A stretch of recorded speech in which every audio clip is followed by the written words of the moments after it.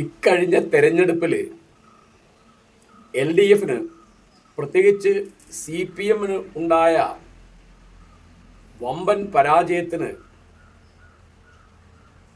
പിണറായി വിജയൻ ഒരാളാണ് ഉത്തരവാദി എന്ന് പറയുന്നത് വലിയ കഷ്ടമാണ്. എല്ലാ കുറ്റങ്ങളും അദ്ദേഹത്തിൻ്റെ തലയിൽ ചാർത്തി അദ്ദേഹത്തെ ഒറ്റപ്പെടുത്തി വിമർശിക്കാണ് ഇപ്പോൾ UDFകാരും LDFകാരും ചെയ്യുന്നത്. അതിലൊരു അനീതി ഉണ്ടെന്നാണ് എൻ്റെ അഭിപ്രായം. ആലോചിച്ച് നോക്കൂ, CPMൻ്റെ ഘടന അനുസരിച്ച് മുഖ്യമന്ത്രിയുടെ മേലെയുള്ള ഒരാളാണ് പാർട്ടി സെക്രട്ടറി. അപ്പോൾ രഹസ്യമായോ പരസ്യമായോ പിണറായി വിജയനെ വിമർശിക്കാനുള്ള അധികാരം മാത്രമല്ല ചുമതലയുള്ള ആളാണ് ഗോവിന്ദൻ മാഷ്.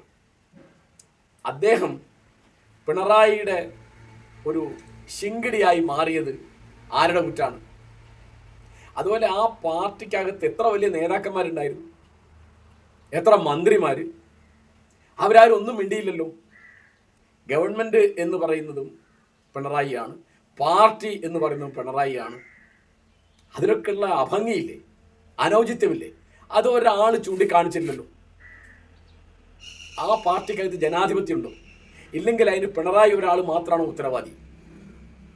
പാർട്ടി സെക്രട്ടറി എന്ന് പറഞ്ഞാൽ ഞാൻ ആവർത്തിക്കാണ്, അത് വളരെ വലിയൊരു പദവിയാണ്. പിന്നെ ഇത്രയും 99 MLAമാരുണ്ട് LDFന് അന്ന് അവർ ഭരിക്കുമ്പോൾ. പിന്നെ വലിയ പണ്ഡിതന്മാരും ചിന്തകന്മാരും ബുദ്ധിജീവികളുണ്ട്. എല്ലാവരും പിണറായി വിജയനെ പിന്തുണച്ചു, എല്ലാവരും അദ്ദേഹത്തിന് വാഴ്ത്തുപാട്ട് പാടി. അത് അദ്ദേഹത്തിന് മാത്രം കുറ്റമല്ലല്ലോ. ഇപ്പോൾ MLAമാർ, മന്ത്രിമാർ, ജില്ലാ സെക്രട്ടറിമാർ ഏതെങ്കിലും ഒരു ഘട്ടത്തിൽ എന്തെങ്കിലും ഒരു എതിരഭിപ്രായം ഇവരാരെങ്കിലും പറഞ്ഞു? ഈ 10 കൊല്ലം ഇവരൊക്കെ ഇങ്ങനെ എറാൻമുളികളായത് അദ്ദേഹത്തിന് മാത്രം കുറ്റാണ്? ആലോചിച്ച് നോക്കൂ. ഇപ്പോൾ G. സുധാകരൻ ഒരു ഘട്ടം കഴിഞ്ഞപ്പോൾ അദ്ദേഹം തിരിഞ്ഞു നിന്നു, ഒരു ഘട്ടം കഴിഞ്ഞപ്പോൾ TK ഗോവിന്ദൻ തിരിഞ്ഞു നിന്നു, ഒരു ഘട്ടം കഴിഞ്ഞപ്പോൾ V. കുഞ്ഞകൃഷ്ണൻ തിരിഞ്ഞു നിന്നു, ഒരു ഘട്ടം കഴിഞ്ഞപ്പോൾ ഐഷാപുരി തിരിഞ്ഞു നിന്നു. അതൊക്കെ പാർട്ടിക്ക് പുറത്തേക്ക് പോണ്ടി വന്നവർക്ക്. പാർട്ടിയുടെ പുറത്തേക്ക് പോണ്ടി വന്നതുകൊണ്ടാണ്, അകത്ത് രക്ഷ കിട്ടാത്തതുകൊണ്ടാണ്. ഇപ്പോൾ കുഞ്ഞകൃഷ്ണൻ്റെ കാര്യം ആലോചിച്ച് നോക്കൂ. അദ്ദേഹം രക്തസാക്ഷി ഫണ്ട് കൈകാര്യം ചെയ്യുന്ന അഴിമതി നടന്നിട്ടുണ്ട് എന്ന് സ്ഥലം MLA പറ്റി പാർട്ടിക്കകത്ത് പരാതി പറഞ്ഞല്ലോ. ആ പരാതി കേൾക്കാതെ പോയത് എന്തുകൊണ്ടാണ്? അത്തരം സംവിധാനം ഇല്ലാത്ത എന്തുകൊണ്ടാണ് ആ പാർട്ടിക്കകത്ത് ഇത്ര ചെറിയ കാര്യത്തിനോ വലിയ കാര്യത്തിനോ ഒരു ജനാധിപത്യം ഇല്ലാത്തത്?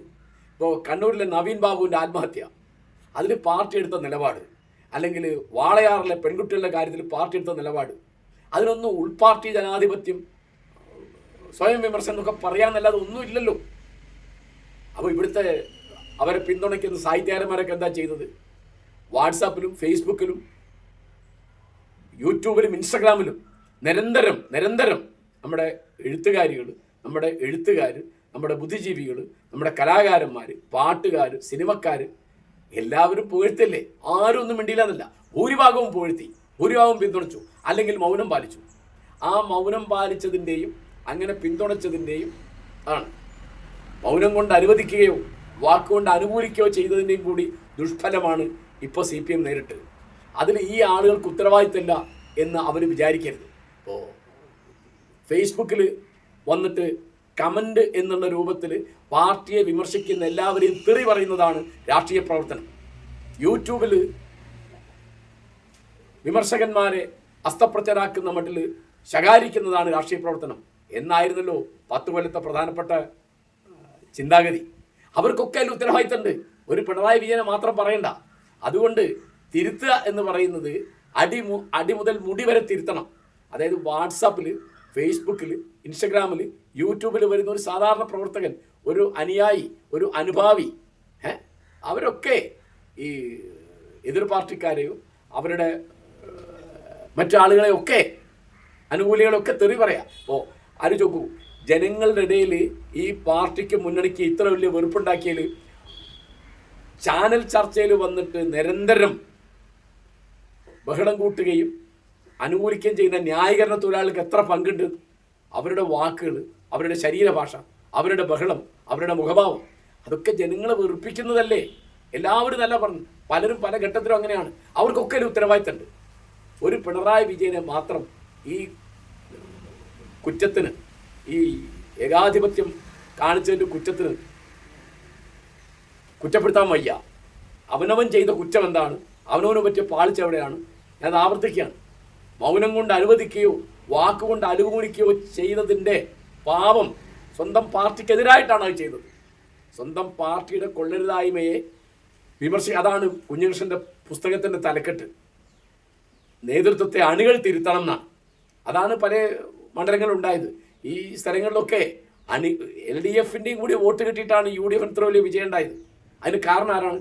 കാരണം ഒന്നാമത്തെ ആൾ പിണറായി ആണെങ്കിൽ രണ്ടാമത്തെ ആൾ ഗോവിന്ദ മാഷാണ്.